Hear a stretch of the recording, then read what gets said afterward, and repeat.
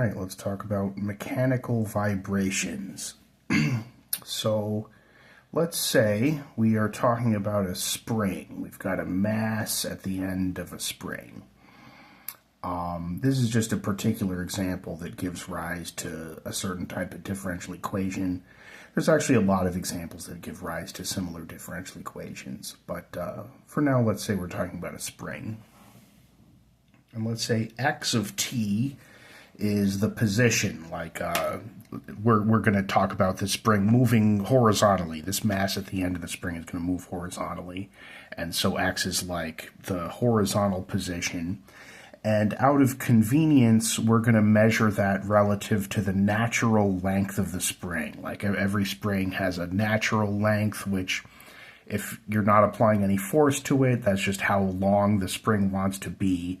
And so if the spring is at that length, we're going to say x is 0. That's what I mean. We're measuring it relative to the natural length. So if x is negative, then it's like shorter than the natural length. If x is positive, then it's longer. Okay. So here's Hooke's law. Hooke's law says that the force exerted by the spring is proportional to the, x, the distance from the natural length, which is just kind of the natural, and k is a positive constant, and I have a negative number, a negative sign in front of it. So, of course, if this spring is stretched past its natural length, so x is positive, the force is wanting to go in the negative direction because the spring wants to go back to its natural length, and vice versa. If x is negative, then the force is pushing in the positive direction. Anyway, let's say that there's also some force of resistance, like, and so we're going to assume that resistance is also proportional to the, x prime, like the velocity. So this is, just fundamentally, like, let's say that we're in a situation where we don't want this to be shaking back and forth too much. So we're going to put something like, in the book they use the word a dash pot or a damper just to slow it down. And so that's our resistance.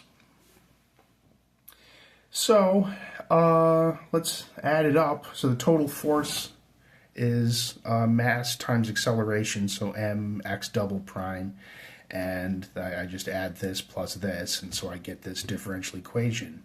I can move everything over to one side, and we can see that this is a homogeneous, because it's equal to 0, linear differential equation with constant coefficients. M, c, and k are constants. And the derivatives are with respect to t, time. Okay, so let's talk about a few cases of what this looks like. First of all, let's consider the undamped case. Like the resistance is where that's how we're using the word damping. The damping is like how much resistance there is. So the undamped case is when c is 0. So you just don't have that. All right, so this is a simple case. Our characteristic equation is I just go up here and derivatives of x just turn into powers of r. So the second derivative turns into r squared. C is gone because c is 0.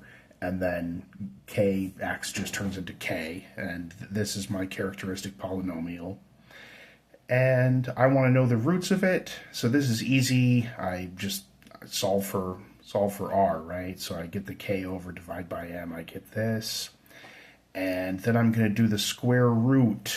And let's keep in mind, k and m and c, c is 0, but k and m are both positive, right? K is the spring constant. K is supposed to be a positive number.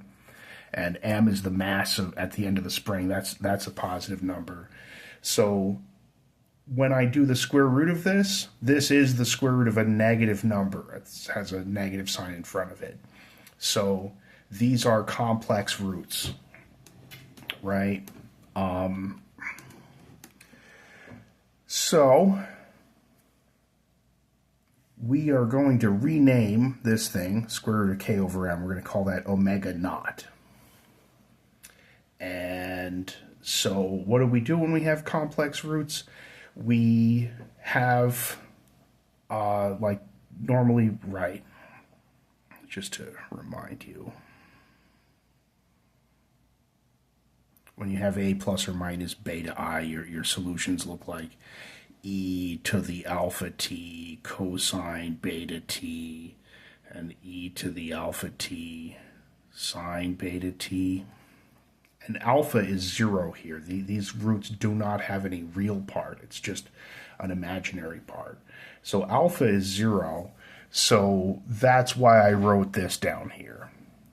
There's no exponential part because alpha is 0. It's like just like e to the 0 is just 1. So I just didn't write anything. So I have C1 cosine omega naught t and C2 sine omega naught t. So let's not get lost in the formulas here. The point I'm trying to make is that this is just a periodic function. There's no exponential part. It's just a cosine plus a sine. So this is a periodic function.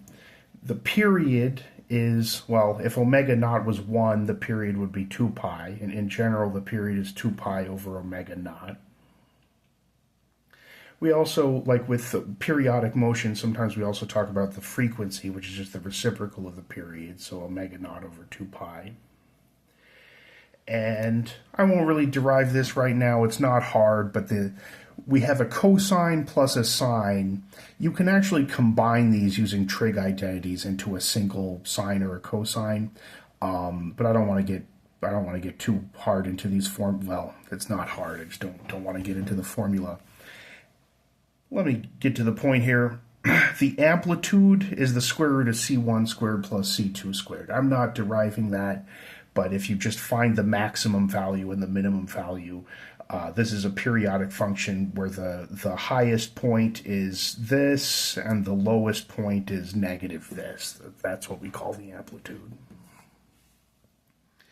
And let me just do my best to draw something that looks like a sine or a cosine there. So in the absence of any resistance, because that's what we were doing the undamped case.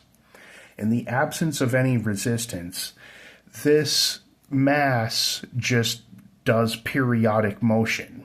Like wherever it starts, you let it go, and it will reach the same spot where it started again, and just keep going back and forth.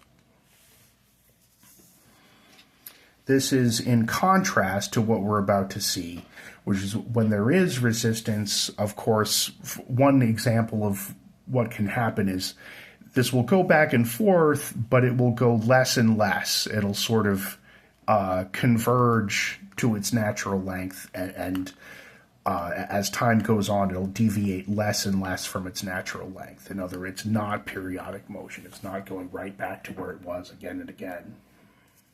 Anyway, let's see that. So here's the damped case. That's where C is not 0, so C is positive. So I just wrote this differential equation again, and here's the characteristic equation in general. And of course, we can just use the quadratic formula to get the two roots. And there are basically 3 cases. The first one is what we're going to call overdamped. That's where I'm doing the square root of a positive number. In that case, I get 2 real roots because I'm doing the square root of a positive number. I'm not going to get any i's or anything like that. So I'm going to have 2 roots, R1 and R2, and say R1 is like with a plus and R2 is with a minus. They're both going to end up being negative numbers, actually, because, well, C is positive, so here I've got a negative number, and then I'm adding or subtracting something, but even if I'm adding something, this isn't enough to make it positive, because actually this is always going to be smaller than c, right? I've got c squared minus something, so the thing underneath the square root is always going to be smaller than c. So both of these roots are going to be negative. But, so what do we do with them? I have two linearly independent solutions. They look like e to the r1t and e to the r2t, and I just do a linear combination of those. So c1 times this one plus c2 times this one. And so what does this tend to look like? Keep in mind r1 and r2 are both negative. So as time goes on, as time goes to infinity, this is going to 0. This is like e to the negative infinity, because r1 is negative, and also r2 is negative, so this is also going to 0. So, right. And there's no sines or cosines, so there's no going back and forth. In general, I'll draw some kind of graph here. It can cross the axis once, at most once, but then, like I was saying, as time goes on, this just goes to 0. We call this overdamped because basically the resistance is so strong that this motion isn't really going back and forth. It might cross once, but it's not really going back and forth again and again. I mean, that's in strong contrast to when there was no resistance, which is that it just does periodic motion and crosses the axis again and again. By the way, in this graph, of course, crossing the axis, that means x is 0, which that just means that we're crossing, the spring is crossing the point where it's at its natural length. So that's when it crosses the axis in this graph. In particular, for the overdamped case, sometimes it crosses once, sometimes it doesn't even cross at all. So that's like maybe you stretch the spring and then you let it go, and of course the spring wants to go back to its natural length, but the resistance is so strong that it's never going to actually cross its natural length. It's just going to slowly squish back down to where it wants to be. Anyway,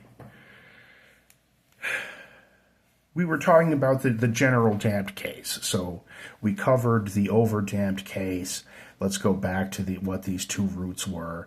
The overdamped case was when we had real roots. Let's talk about the underdamped case, which is where we have complex roots. That's where I'm doing the square root of a negative number here. So that's the case when c squared minus 4mk is a negative number. So what do I get? I get complex roots. It looks like I typically use alpha plus or minus beta I. I don't know why I like the letters alpha and beta for this, but that's what I go with. Of course, alpha is just going to be this, right? This is the real part. Beta is going to come from this part. That's where we get the imaginary part. But alpha is negative c over 2m. I'm just pointing that out to point out that alpha is a negative number, because again, c and m are both positive numbers. So what do I get? When I have complex roots, I have two linearly independent solutions. They look like this and this. I've got e to the real part, cosine of the imaginary coefficient, and then e to the real, and then sine of beta t. And so, what does this look like? I have cosines and sines in there, so in a sense, well, I shouldn't say that it's periodic because of those. It's not quite periodic because I have this e to the alpha t stuff on there. So what this tends to look like, and keep in mind that alpha is negative, as time goes on, this is going to 0, right? Because this is still e to the negative infinity as t goes to infinity, and so is this. But, right, so let me Let me just get to the point and tell you what it looks like. It sort of looks like a periodic function, but the amplitude, and hopefully I'm doing a reasonable job drawing this, but the amplitude gets less and less as time goes on, like instead of the first case where it like literally goes back as high as it ever went again and again. The peaks get lower and lower and the valleys get higher and higher. So this is going to go back and forth forever. It is going to cross, it does cross the axis again and again, like infinitely many times. So the spring is crossing its natural length again and again, just by less and less. Then there's the third case, which I don't find that interesting, but it's, well, we covered the case where c squared minus 4mk is positive, then we covered the case where it's negative, and the last case is where it's exactly 0. I mean, it's interesting in the sense that it gives us a different formula. Of course, this is the case where I have a repeated root, because this thing I'm doing plus or minus here is actually just 0, so I get the same root. Like the plus gives me the same answer as the minus, right? So this is the case where I have a repeated root, and what do? Well, I have e to the rt and then t e to the rt. That's what we learned to do with repeated roots. But and I'm not really going to draw a graph of this. Qualitatively, it looks almost like this. It looks almost like the overdamped case. But it's a different formula, but the graph doesn't look too different, or at least you can't really tell with your eyes, I would say.